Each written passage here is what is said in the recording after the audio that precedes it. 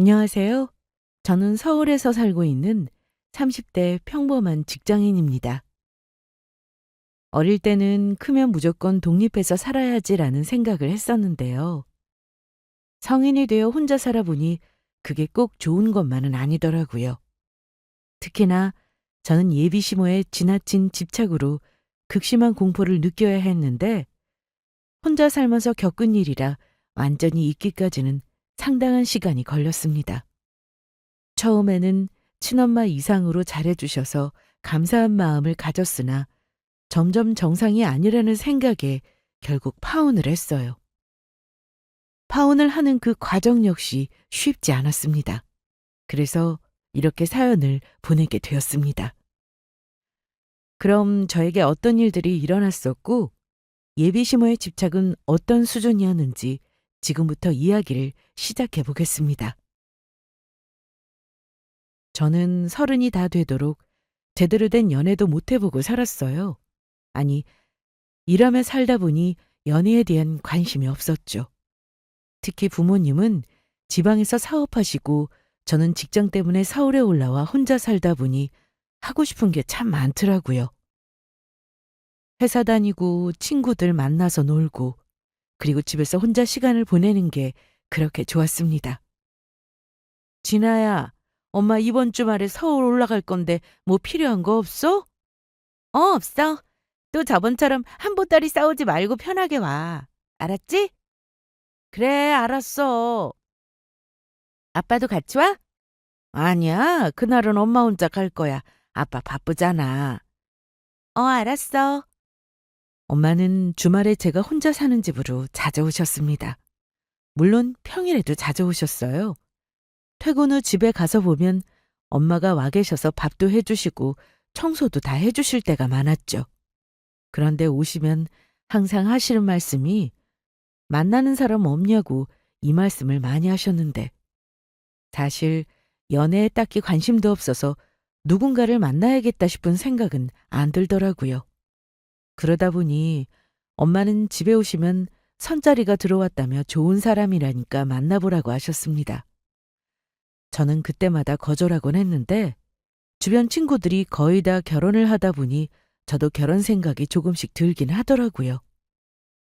친구 결혼식장에 가서 결혼하는 모습을 보면 저도 드레스를 입고 싶다는 생각이 들었거든요. 하지만 회사에서도 친구들 모임에서도 연이 닿는 사람은 없었습니다. 그러던 어느 날 저는 지인으로부터 소개를 받게 되었습니다. 소개받는 자리가 너무 불편해서 그동안 여러 번 거절했는데 나이가 들면서 제 생각도 조금씩 바뀌더라고요. 엄마 내일 내려가는데 오늘 찜질방이라도 갈까? 벌써 내려가려고? 얘는 내일 일요일이잖아. 가서 아빠 식사도 챙기고 해야지. 며칠만 더 있다 가면 안 돼? 왜? 엄마랑 더 있고 싶어? 그것도 있고 내일 나 소개팅 하거든. 정말? 엄마가 그렇게 선보라고 할 때는 듣지도 않더니 누군데? 어떤 사람이래? 그건 만나봐야 알지. 듣기론 평범한 직장인이야. 그리고 여기 사진 봐봐. 오, 인상 좋다. 그럼 엄마 월요일에 내려가야겠다. 내일 너 소개팅하고 오면 찜질방 가자. 그래? 엄마가 와 계실 때 저는 소개팅을 했는데 어떤 남자인지 정말 궁금해 하셨어요. 궁금한 건 저도 마찬가지였죠. 대학 때 이후로 이런 만남이 너무 오랜만이라 그런지 긴장되더라고요. 다음 날 저는 약속 장소로 나갔고 그렇게 소개남을 만나게 되었습니다. 저 김수연 씨 맞으시죠? 네, 진아 씨? 네네. 앉으세요. 언제 오신 거예요? 저도 일찍 나왔는데. 혹시 차가 막힐까 싶어 빨리 준비하고 나왔습니다. 이날 저희는 인사를 나누고 끊임없이 대화를 나눴습니다. 그런데 혼자 지내시면 안 좋은 점은 없으세요? 아직까지는 없어요. 부모님이 종종 올라오시기도 하고, 친구들이 놀러 오면 같이 지내기도 하고요. 그럼 음식은 어떻게 드세요? 처음에는 배달 음식 많이 시켜 먹었었는데 요즘은 거의 만들어 먹어요. 엄마가 다녀가시면 반찬도 많이 해두시고 가시거든요. 그러시구나. 사소한 얘기들이었으나 서로 뭐가 그렇게 재미있었는지 실컷 웃고 얘기했습니다. 저녁 식사까지 함께한 저희는 헤어지면서 계속 연락하고 지내기로 했어요. 집으로 돌아온 저는 엄마에게 어떤 남자인지 상세히 말씀드렸죠. 나이가 동갑이면 통하는 것도 많았겠네. 외모는 사진하고 똑같아? 사진보다 실물이 더 나았어. 그리고 삼형제 중에 둘째라고 하더라고. 아들만 있는 집이구나. 부모님은? 아버지는 일찍 돌아가셔서 안 계시고 어머니만 계신데 그리고 형제 관계에 대해서는 자세하게 못 물어봤어. 그러면 앞으로 더 만나볼 거야? 그러기로 했어. 매너도 좋더라? 저는 그 소개팅 자리에서 이렇게 좋은 사람을 만나게 될 줄 몰랐는데 서로 통하는 것도 많고 매너도 너무 좋은 사람이라서 계속 만날 생각을 하고 있었습니다. 상대방도 저와 같은 생각이었고요. 엄마는 제가 나이가 적은 편은 아니었기에 이번에 만난 사람과 잘 되면 결혼까지 할 수 있겠다고 생각하셨는지 아빠한테도 이 얘기를 하셔서 하루에도 여러 번 부모님이 전화를 하실 정도였습니다. 하지만 그런 관심이 싫지는 않아서 전화하실 때마다 궁금해하시는 부분은 다 알려드렸어요.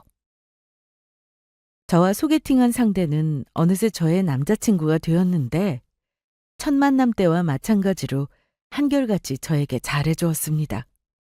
저희는 회사도 비슷한 곳에 위치해 있어서 퇴근 후 만날 때가 많았고 제가 혼자 살다 보니 집 앞까지 꼭 데려다 주곤 했어요.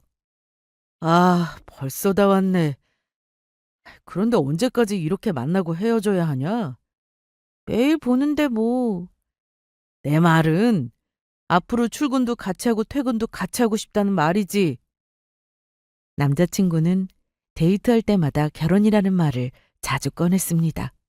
그러면서 자기 집에 와서 엄마를 한번 만나보지 않겠냐고 하더라고요. 어머니를? 어, 우리 엄마는 되게 좋아하실걸? 내가 지금 만나는 사람 있다는 것도 아셔. 되게 궁금해 하시는데 곧 집에 데려오겠다고 했단 말이야. 그러니까 이번 주에 인사 가자. 어?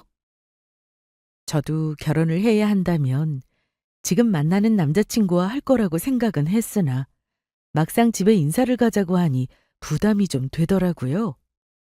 어떤 분이실까 궁금하기도 했고 한편으로는 마음에 들지 않아 하시면 어쩌나 싶었고요. 이미 결혼한 친구들한테 전화해서 물어보면 하나같이 아들만 있는 집에 거기다 홀어머니면 결혼을 하지 말라고 했습니다.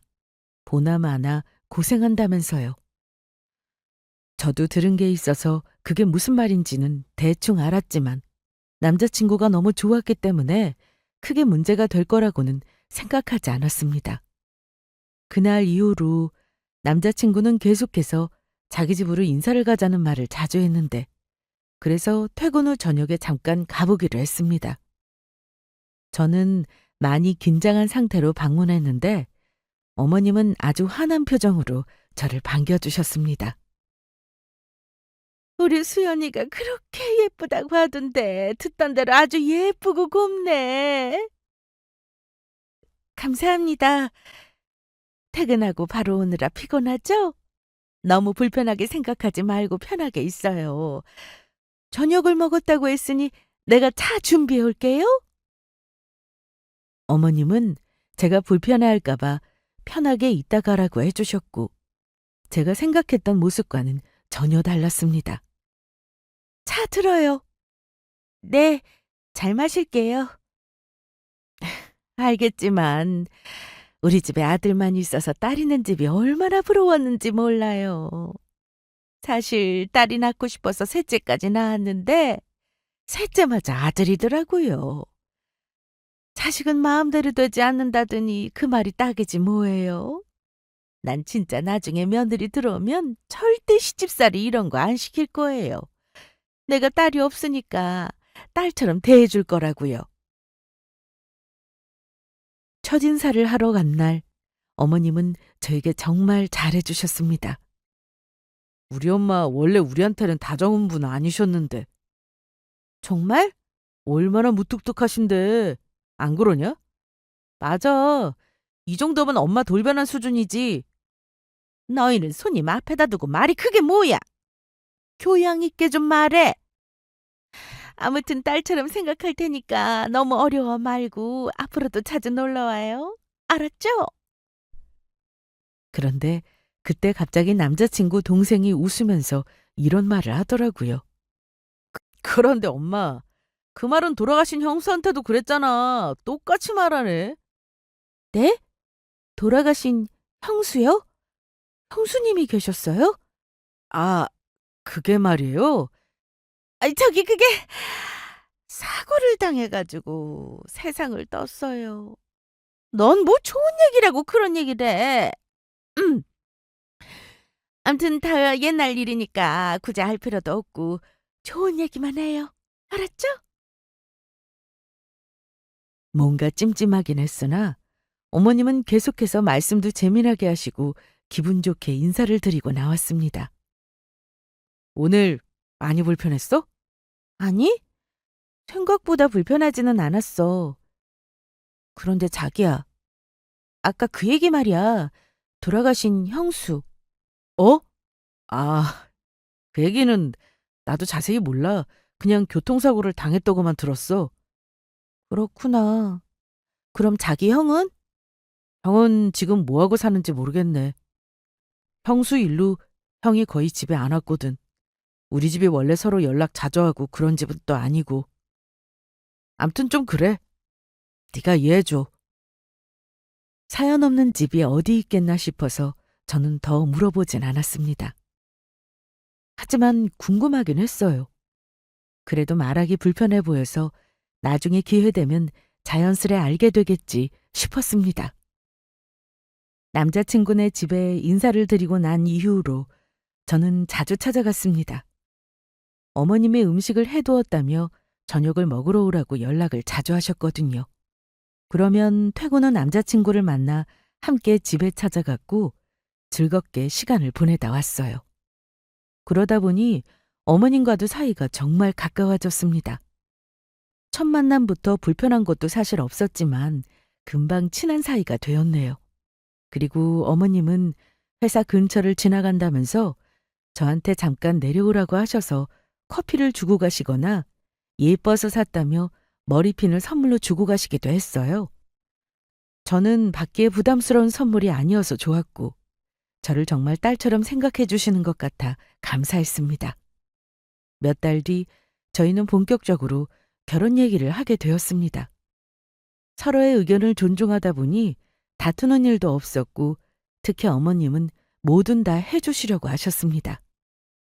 아가, 너무 고맙다. 아니에요. 어차피 집 새로 구하면 제가 살던 집은 처분해야 하는데 그것도 일이고 여기서 살면 되죠 뭐.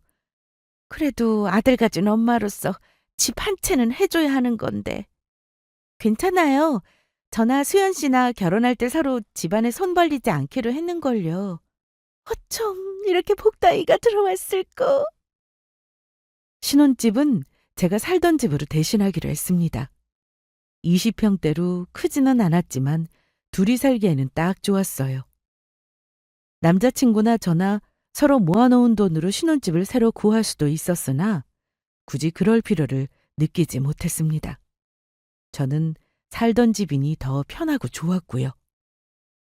대신에 남자친구가 가구나 가전을 새로 해오기로 해서 아주 기분 좋게 결혼 준비를 하게 되었습니다. 상견례까지 마친 저희는 결혼식만 앞두고 있었는데 부모님은 그동안 서울로 올라오셔서 같이 준비를 하시다가 내려가셨어요. 그래서 혼자 지내다 보니 어머님이 종종 찾아오셨습니다. 어머님, 주말인데 쉬시지 않고요. 나야 매일 집에서 쉬는데 뭘. 녹차 드실래요? 어머님 녹차 좋아하시잖아요. 아우, 좋지. 잠시만요. 금방 타올게요. 그런데 어머님은 집에 오시면 가만히 계시지 않았어요. 청소를 하시거나 정리를 하시느라 바쁘셨습니다. 어머님, 그만두세요. 제가 하면 돼요. 회사 다니면서 청소하는 게 어디 쉬워? 그냥 둬. 늙은이가 해줄 거라고는 이것뿐이라 그래. 그냥 편히 앉아 있어. 어머님은 오실 때마다 청소를 하셨어요. 온 김에 하는 거라면서 바닥이라도 한번 닦고 가는 거라고 하셨고 반찬도 한가득 가져오셨죠. 어머님. 응? 뭐 할 얘기라도 있어? 수연 씨 형 말이에요. 아주버님이요. 갑자기 태영이는 왜? 저희 결혼식에는 오시는 거죠? 어머님은 한참을 가만히 계시다가는 태영이 걔랑은 연락 두절된 지 오래야. 나랑 영 끊었다고. 그래도 어머님한테는 자식인데 나 싫다고 연락 안 하는 자식이 자식인가? 그러면서 어머님은 아주버님을 버린 자식이라고 하셨습니다. 그 말을 듣는데 대체 어떤 사연이길래 이렇게까지 연락을 안 하고 사는 건가 싶더라고요. 이제 그만 가봐야겠다. 그리고 이거 반찬 몇 가지 해왔는데 한번 먹어봐. 보따리 안에 뭐가 들었나 했더니 반찬이었어요? 음, 음, 맛있어요. 음, 근데 저번에 먹던 그 맛이 아닌데요? 그때 보니까 입에 안 맞는지 몇 번 먹고는 입에도 안 되는 걸 내가 봤지. 그래서 수연이한테 물어봐서 우리 진아 입맛에 맞게 좀 바꿔봤어. 어때? 입에 맞아? 네, 너무 맛있어요. 저희 엄마도 이렇게 해주시거든요. 잘 먹을게요, 어머님. 어머님이 결혼식도 올리기 전에 집에 자주 오시는 게 아주 편한 건 아니었습니다. 하지만 선을 넘지는 않으셨어요. 청소를 하시더라도 너무 지나치게 여기저기 물건을 다 꺼내가면서 하시는 게 아니라 눈에 보이는 것만 닦곤 하셨죠. 거기다 마음대로 방문을 열지도 않으셨고 주방은 아예 들어가지도 않으셨습니다. 그러니 어떤 날은 일하느라 피곤해서 집을 못 치울 때도 있었는데 어머님만 다녀가시면 깨끗해지고 정리가 되니 편하고 좋더라고요. 그래서 항상 감사한 마음으로 어머님을 대했어요. 결혼식을 앞두고 저는 친한 친구들과 식사하는 자리를 마련했습니다. 청첩장도 줄 겸 오랜만에 얼굴도 보려고 말이죠. 우리 어머님은 나한테 관심이 없으셔. 보통 손주들 보고 싶어서 자주 연락하잖아. 그런데 우리 시댁은 전혀. 우리가 애들 데리고 찾아가도 왔냐고 끝. 치나 너는 진짜 복 받았다. 그런 시어머니가 어딨냐? 솔직히 나도 좀 그래. 어머님 혼자 계셔서 사실 걱정했는데 나한테 너무 잘해주신다? 그래, 내가 봐도 넌 시댁 잘 만났어. 결혼이라는 게 해보니까 남편하고도 잘 맞아야지만 시댁도 잘 만나야 하거든. 오죽하면 시댁 때문에 이혼을 하겠어? 그만큼 중요한 관계니까 그렇지. 암튼 부럽다. 친한 친구들 중에서는 저만 미혼이라 그런지 이날 결혼 생활이 어떤지 또 친구들 시댁은 어떤지 자세히 들어볼 수 있었습니다. 뭐 사람 사는 게 다 거기서 거기라고 해도 모두가 같은 삶을 사는 건 아니기에 저는 결혼 생활이 내심 기대가 되었어요. 친구들도 하나같이 좋은 시댁을 만났다고 하니 듣기 좋더라고요. 그리고 얼마 뒤 저는 부모님이 계시는 지방으로 남자친구와 함께 내려갔습니다. 결혼 전 동네 분들한테도 인사도 드리고 엄마가 보고 싶기도 해서요. 저희 왔어요, 어머님, 아버님. 김서방 왔나? 아빠는 그 말이 그렇게 쉽게 나와? 아이, 그럼 얼마나 좋은가, 김서방. 저도 좋습니다, 아버님.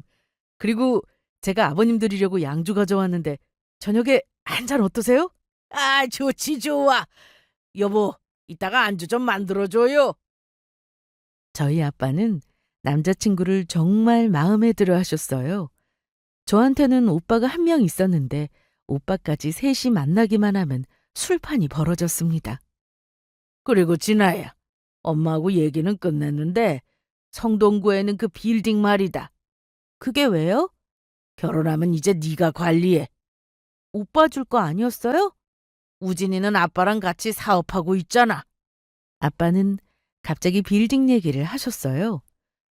저와 오빠가 어릴 때부터 사업을 하셨던 부모님은 건물을 여러 채 가지고 계셨는데 하나둘씩 처분하고는 두 채만 남겨두셨거든요. 그중 한 채는 부모님이 사업하는 건물이고 남은 건물을 저에게 주신다고 하셨습니다. 꼬마 빌딩으로 불리는 건물이라 층수는 높지 않았지만 그래도 매달 수익이 잘 나오는 건물이었어요. 제가 서울에 있으니 관리도 수월할 거고 어차피 주려고 했다고 하셨습니다. 엄마, 아빠, 나 직장 생활하느라 관리 잘 못할 텐데. 관리인 따로 있으니까 어려울 거 없어. 계약 관련해서 잘하면 돼. 하지만 당장 명의를 바꾸거나 하지는 않았습니다. 결혼식 올리고 나서 바쁜 거 다 지나고 나면 천천히 하기로 했죠. 저는 그날 이후 어머님과 데이트도 많이 했습니다. 사소한 것 하나하나 잘 챙겨주셔서 감사한 마음에 저도 선물을 자주 해드렸는데요. 한 번씩 백화점에 가서 제가 소소한 선물을 해드리면 그렇게 좋아하시더라고요. 어머님, 그렇게 좋으세요? 비싼 것도 아닌데. 가격이 중요한가? 마음이 중요하지. 다음에는 더 좋은 거를 사드릴게요. 난 비싼 거 필요 없어. 나 생각해주는 그 마음이면 돼. 어머님은 정말 저를 딸처럼 생각하시는 것 같았어요. 밖에 나오면 팔짱 끼는 것은 물론 손을 잡고 깍지까지 끼셨죠. 내가 이걸 얼마나 해보고 싶었다고. 수연 씨 어릴 때는 해보지 않으셨어요? 너도 나중에 아들 낳아봐. 애교도 애기 때나 있지. 좀 크면 말도 안 하고 방에만 들어가 있고. 내가 남편이 있나 딸이 있나. 자식이 셋이나 있어도 얼마나 외로웠다고. 어머님의 말씀을 듣고 있으면 그건 어떻게 살아오셨는지 짐작이 되어 더 잘해드리고 싶은 생각만 들었습니다. 그날 어머님이 저녁은 집에 가서 먹자고 하시길래 저는 어머님과 깍지까지 낀 채로 시댁에 갔습니다. 그런데 집에 도착해서도 어머님이 손을 놓지 않으시더라고요. 그때 도련님이 방에서 나와 인사를 하려는데 큰형수는 그거 싫어하셨는데. 네? 얘가 또 쓸데없는 소리를 하네. 준아야, 손 씻고 앉아있어. 금방 저녁 차려줄게. 네, 어머님, 저도 같이 해요. 아니야, 넌 손님인데 하긴 뭐래. 편하게 쉬고 있어. 어머님이 주방으로 간 사이 저는 도련님을 붙잡고 물어봤습니다. 도련님, 대체 그게 다 무슨 얘기예요? 어머님이 그 돌아가셨다는 형수한테도 이런 행동을 하셨다는 거예요? 네? 답답해요. 말 좀 해보세요. 할 얘기 없어요. 그 돌아가신 형수는 우리 엄마랑 뭘 같이 하는 걸 되게 싫어했다고요. 도련님은 이 말 외에는 더는 얘기하지 않았습니다. 어머님 말씀으로는 모든 게 다 처음인 것처럼 말씀하셨는데 앞뒤가 좀 안 맞더라고요. 뭔가 숨기는 게 있는 것 같았어요. 그날 집으로 돌아온 저는 여보세요? 자기야, 나 물어볼 게 있는데. 뭔데? 그 형수님 말이야. 우리 큰형수? 그 얘긴 왜? 혹시 어머님이 그리워하고 계신 게 아닌가 싶어서. 그게 무슨 말이야? 며칠 전에 자기 없을 때 나 혼자 시댁 갔었잖아. 그때 도련님이 그러더라고. 내가 어머님하고 손깍지 낀 모습 보고 전에 형수하고도 그랬었다고. 그런데 그런 행동을 나한테도 하시는 거 보면 형수가 그리워서 그런 게 아니라 엄마 스타일이 그런 거야. 아들만 새 키워서 그런 거라고. 그런데 아주버님하고는 왜 연락 안 하고 지내셔? 그게 돌아가신 형님하고 무슨 관계가 있는 거야? 나도 자세히는 모르고 형이 혼자 되고 나서 집에 오고 싶겠어? 그렇게 발길 끊다가 연락이 끊어진 거지 뭐. 남자친구는 이런 게 왜 궁금하냐고 했는데 도련님이 말해줄 듯 안 해주니 답답했고 어머님은 말도 꺼내지 못하게 하는 게 이상했습니다. 거기다 남친의 형은 무슨 이유로 연을 끊고 사는 건지 결혼 전에 알아야겠다 싶었어요. 하지만 남자친구는 시숙의 연락처를 알려주지 않았습니다. 어차피 그동안 연락 안 하고 산 세월이 얼만데 이제 와서 동생이 결혼한다고 오겠어? 그래도 가족인데 올지 안 올지는 모르지만 그래도 말은 해야 하지 않을까? 글쎄, 형이 안 온다니까. 엄마랑 만나기만 하면 싸우는데. 싸워? 왜? 그것까진 나도 몰라. 암튼 형수가 집에 오면 엄마랑 크게 싸웠고 형도 엄청 화내고 그랬어. 그러다 형수 사고 당하고 나서 형이 집에 안 오기 시작한 거야. 저는 남자친구의 얘기를 들으니 더 궁금해졌습니다. 그래서 남친을 만나는 날은 물론 거의 매일 전화해서 시숙의 번호를 알려달라고 했습니다. 우리 전화도 안 받은 게 몇 년인데 네 전화라고 받겠어? 그래, 안 받으면 나도 더는 관심 안 가질게. 약속이다. 그래, 약속. 그럼 알려줘. 남친은 제 성화에 못 이겨 그렇게 시숙의 연락처를 알려주었습니다. 연락처를 받고는 저는 그날 바로 시숙에게 전화를 걸었습니다. 하지만 모르는 번호라 그런가 전화를 안 받더라고요.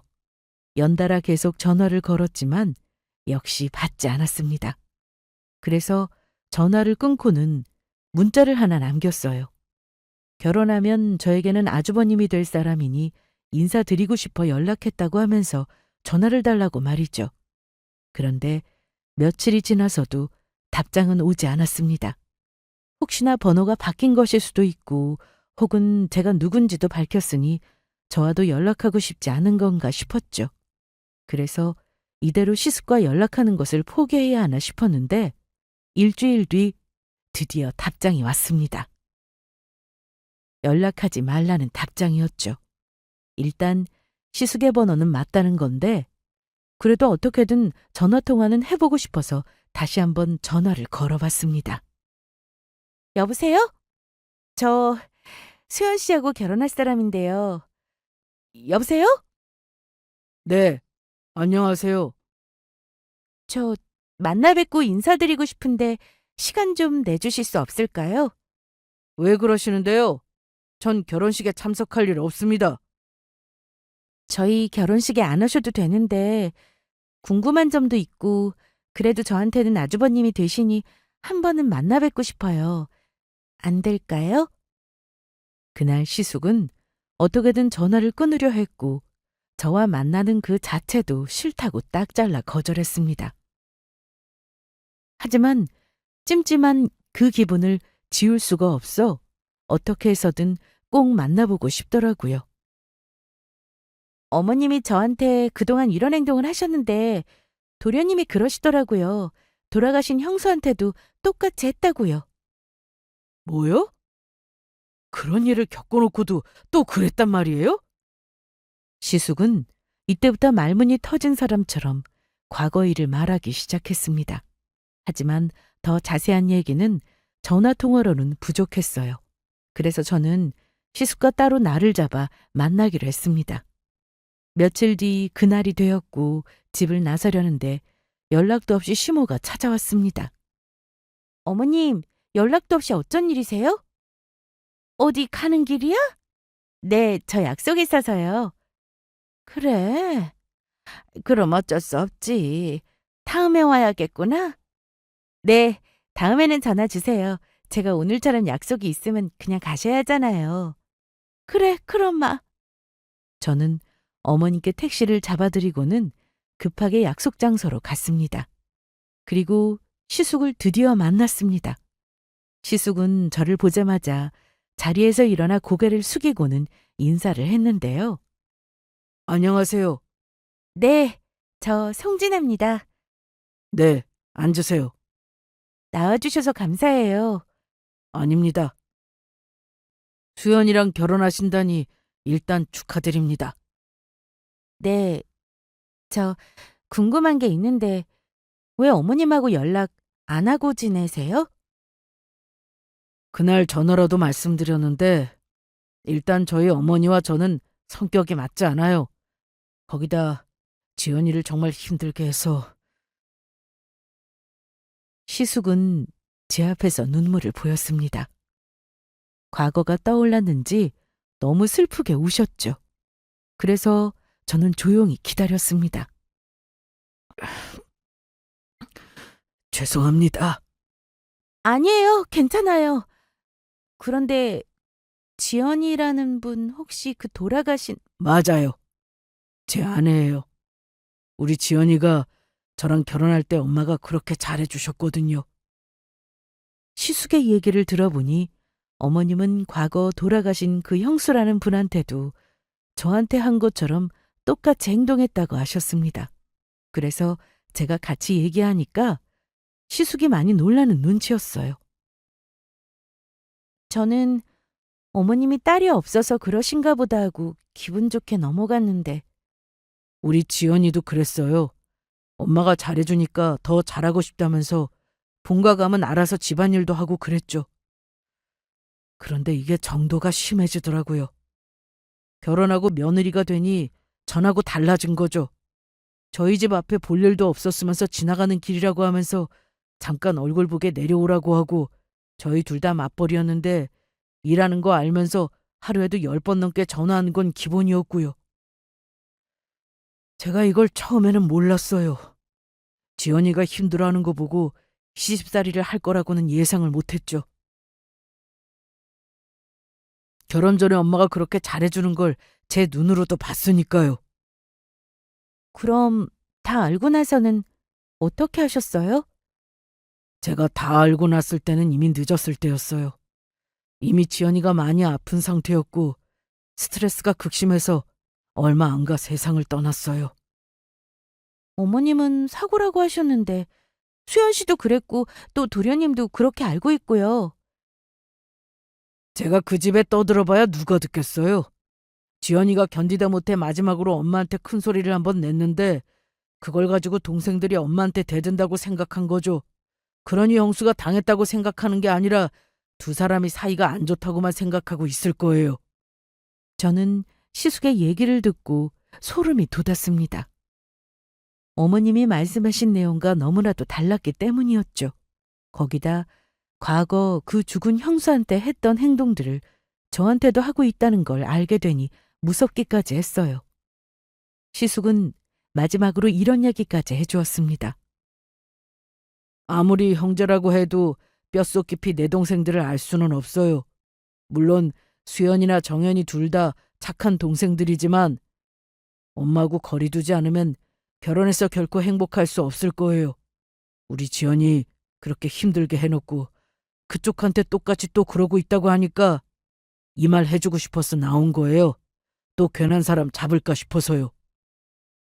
시숙은 그 얘기를 끝으로 먼저 일어났고 저는 너무 놀라서 한참을 더 앉아 있었습니다.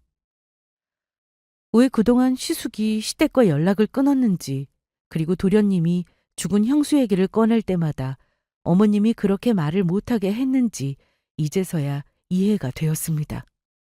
집에 돌아온 저는 빨리 쉬고 싶어 안방문을 열었는데 그때 너무 놀라는 일이 있었습니다. 안방 창문 커튼이 바뀌어 있더라고요. 대체 무슨 일인가 싶어서 거실을 다시 나가려는데 화장대 거울에 쪽지가 붙어 있었습니다. 커튼을 바꿔놓은 사람은 다름 아닌 어머님이었죠. 그래서 저는 바로 어머님께 전화를 걸었습니다. 그래. 안 그래도 내가 전화해볼 참이었는데 우린 어쩜 이렇게 잘 통해... 어머님! 깜짝이야! 왜 그러니? 왜 말씀도 없이 커튼을 바꾸신 거예요? 거기다 왜 저도 없는 집에 오셨다 가셨어요? 아니, 난 너 좋으라고 그런 건데 커튼이 마음에 안 들어? 집을 해왔으니 꾸미는 건 우리가 해야 하는 거 아니냐? 가전이나 가구는 수연 씨랑 상의해서 사면 되는 거고 다른 것들은 제가 해놓은 그대로 쓰기로 했어요. 마음대로 손대시는 건 싫어요. 아휴, 그래. 미안하다.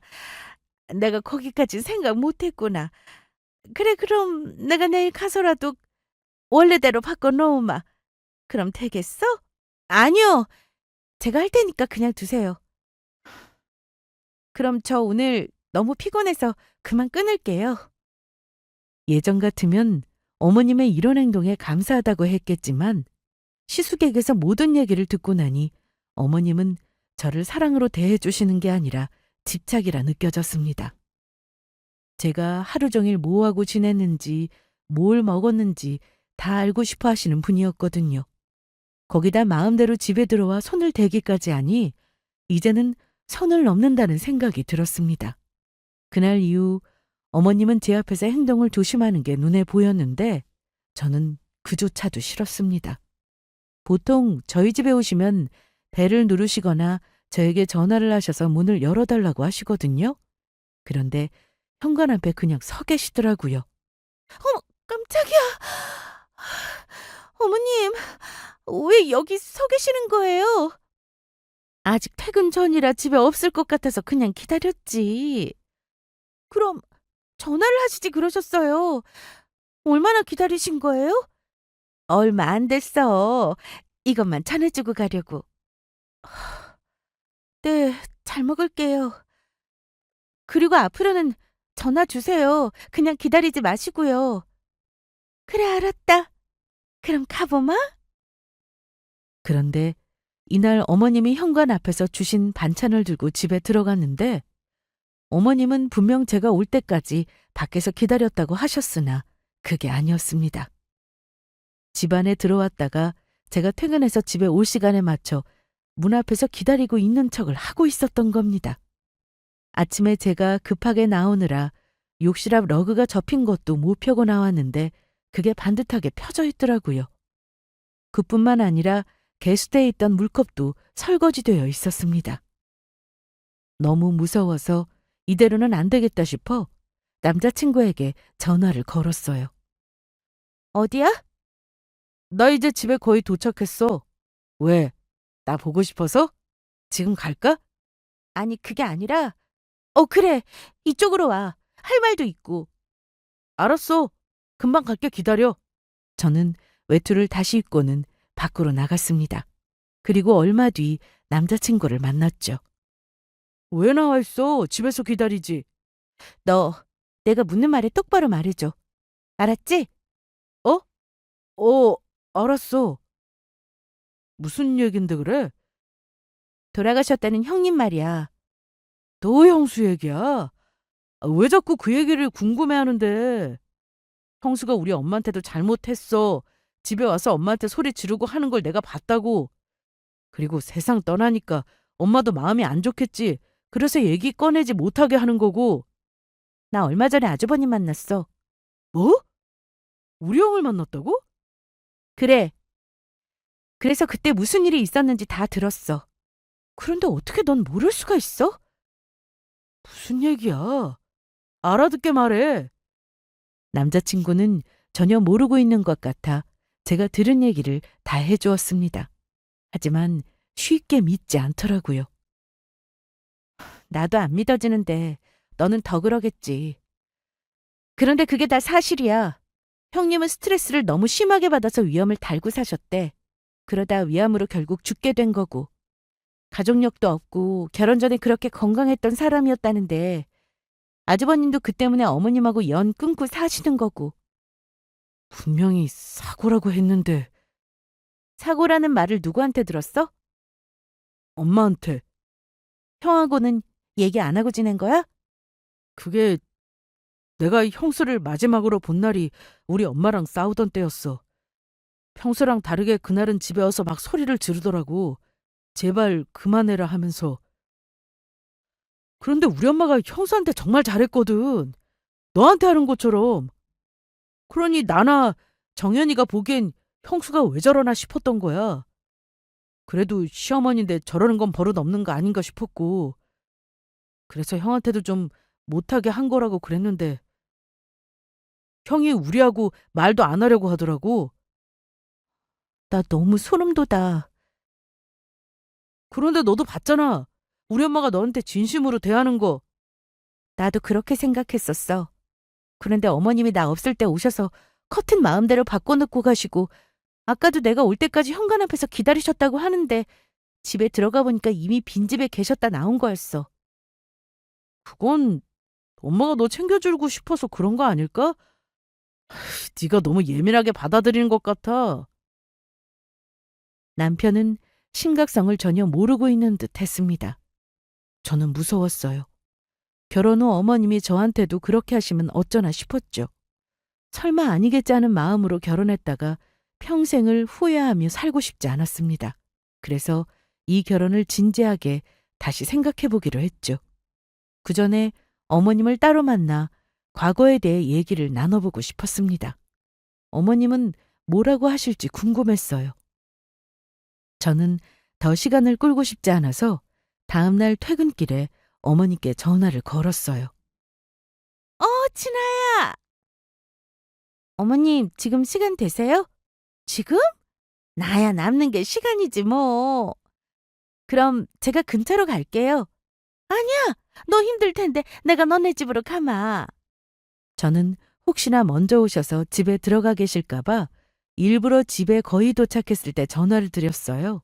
그리고 집 앞 도로에서 어머님을 기다렸습니다. 도련님도 같이 오셨어요? 네, 어머니가 하도 같이 가자고 하셔서요. 그래, 같이 왔다. 이따가 늦어지면 혼자 택시 타고 가기도 무섭기도 하고. 네, 그럼 저기 카페로 들어가죠. 아니, 무슨 얘기길래 그래? 결혼하는데 무슨 문제라도 생긴 거야? 그건 아니고 형님 얘기 좀 하고 싶어서요. 뭐? 그 얘긴 안 하기로 했잖니. 저는 좀 해야겠어요. 아주버님하고 연락 안 하고 하시는 거 계속 아주버님 탓하셨는데 그거 아니잖아요. 무슨 소리야? 태영이 걔가 엄마 싫다고 연락 안 하는 걸 내가 어쩌겠어. 어머님이 돌아가신 형님 못 살게 하셨다면서요. 대체 어디서 무슨 얘기를 들은 거야? 수연이가 그러니? 아니요. 아주버님 만났어요. 순간 어머님은 입을 꼭 다무셨습니다. 눈동자도 흔들렸죠. 저는 계속 얘기를 이어나갔어요. 어머님이 그 형님한테도 저한테 했던 것처럼 아주 잘해주셨다면서요? 그런데 결혼하고 나서 완전히 다르게 대하셨다는데 죽은 것도 사고가 아니라 스트레스 받아서 병 걸러 죽은 거고요. 이게 다 무슨 소리예요? 아니에요. 큰형수가 집에 와서 엄마한테 막 대드는 거 봤는데. 형님도 마지막으로 할 말 해본 거였겠죠. 그동안 당하고만 살았으니까. 맞벌이인데 애는 없으니 돈 벌어 뭐 하냐면서 매달 200만 원씩 달라고 하셨다면서요? 아주버님 모르게. 그래서 형님이 돈 없다고 하니 그럼 와서 몸으로 때우라고 하셔서 집안일 시키신 거고요. 결혼하고 매년 휴가도 꼭 어머님하고 같이 보내야 했고 친척들 모이면 형님 뒷담화하기 바빴고요. 형님이 네일아트하고 시댁 가면 다음번에 시댁 갔을 때 똑같은 디자인으로 네일아트 하고 계셨다는데 누가 그래? 태영이가 그래? 다 거짓말이야. 그리고 태영이가 그걸 다 어떻게 하는데? 형님 일기장이 있었대요. 아주버님도 그거 보고 뒤늦게 그 사실을 알게 된 거고요. 어머님은 제 얘기를 들으시고도 끝까지 아니라고 거짓말하셨습니다. 이런 시모를 모시고 어떻게 결혼을 하나 싶어 저는 결국 파혼하고 싶습니다. 뭐? 파혼? 안 돼. 그건 절대 안 돼. 왜요? 저도 결혼하면 그렇게 하시려고요? 아니다. 지연이 걔는 못 사는 애라서 정 떨어져서 내가 그런 거야. 너는 다르지 않니? 너는 집안 자체가 다르잖아. 많이 배우기도 했고 더 예쁘고 어리고 무엇보다 나하고도 잘 맞잖아. 파혼만큼은 절대 안 돼. 에이, 엄마. 빌딩 때문 아니고 엄마가 빌딩 생긴다고 좋아했잖아. 전부터 느꼈지만 도련님은 참 눈치 없이 입이 가볍다고 생각했는데 역시나 이번에도 그런 모습을 보여주었습니다. 빌딩이라뇨? 엄마가 그러던데요. 형 결혼하면 빌딩 생긴다고. 너 가만히 못 있겠어? 빌딩이 무슨 말이에요? 설마 혹시 수연 씨가 얘기하던가요? 어? 뭐가?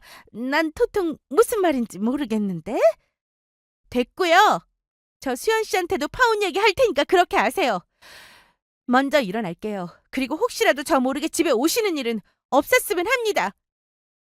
저는 그렇게 집으로 돌아왔고 다음날 도련님에게 전화해서 꼬치꼬치 물었습니다. 그래서 알게 된 사실인데요. 어머님은 제가 결혼하면 꼬마 빌딩을 관리하면서 수익이 생긴다는 것을 전해 들으시고는 그 돈을 요구할 생각이셨던 겁니다. 딱 봐도 노후 준비는 전혀 되어 있지 않으셨는데 그 돈으로 매달 생활비를 받으면 되겠다고 좋아하셨대요. 이렇게 큰 계획이 있을 줄은 상상도 못했습니다. 생활비 요구야 시댁이든 친정이든 흔히 있을 수 있는 부분이니 그렇다 치지만 과거 죽은 형님에 대한 얘기는 생각할수록 소름 돋고 무서웠어요. 결혼하고 나서 생활비는 물론 그 이상을 요구할 것만 같았죠. 그래서 저는 남자친구에게도 파혼 얘기하고는 그만 정리하자고 했습니다. 하지만 결혼식까지 얼마 남지 않은 이 상황에서 갑자기 파혼을 하자고 하면 누가 알겠다고 쉽게 대답하겠어요? 남자친구도 마찬가지였어요. 난 그렇게 못해. 우리 엄마가 한 거지 내가 그런 거야? 그럼 나도 형처럼 엄마랑 영 끊고 살게. 그럼 돼? 난 너 정말 좋아한다고.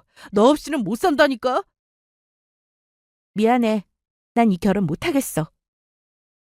남자친구는 그런 저를 설득하려고 거의 매일같이 찾아왔는데 그조차도 무서웠던 저는 혼자 지내기 무서워 오빠에게 부탁해서 같이 지내고 있었습니다. 진아야, 나도 외출할 일 있으면 어쩌냐? 혹시 그때 집에 오면? 못 들어올 거야. 현금 마스터카드 돌려받았거든. 그걸 네 시어머니한테도 드렸던 거야? 아니?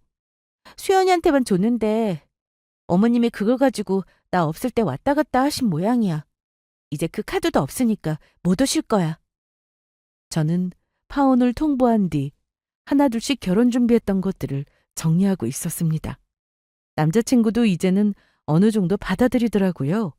제가 너무 완강하니 더는 어쩌지 못하는 것 같았어요. 그런데 정말 무서운 사건이 하나 터졌습니다. 평소처럼 퇴근하고 집에 갔는데 오빠는 외출했다가 아직 들어오지 않았을 때였어요.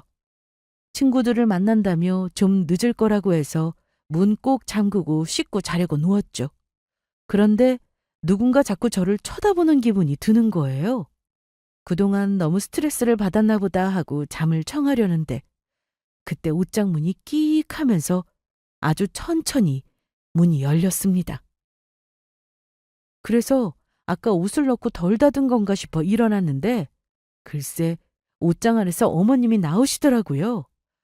소스라치게 놀란 저는 소리를 질렀어요. 진아야, 나 뭐예요? 네가 하도 문을 안 열어주니까. 여긴 어떻게 들어왔어요? 빨리 말 안 해요? 관리실에 가서 키 받아왔다. 그 사람들이 내 얼굴 알잖아. 분실했다고 하니까 발급해줬어. 빨리 나가요. 나가라고요. 하지만 어머님은 절대 못 나간다고 버텼고 저는 어떻게든 끌어내려고 현관적으로 어머님을 밀어내고 있었습니다. 그런데 마침 오빠가 들어왔어요. 뭐야? 너 그새 다른 남자 집에 들인 거니? 세상에. 너 그래서 급하게 파혼하자고 한 거구나. 중요하지도 않은 과거 얘기 꺼내면서. 이 사람이야? 오빠. 오빠?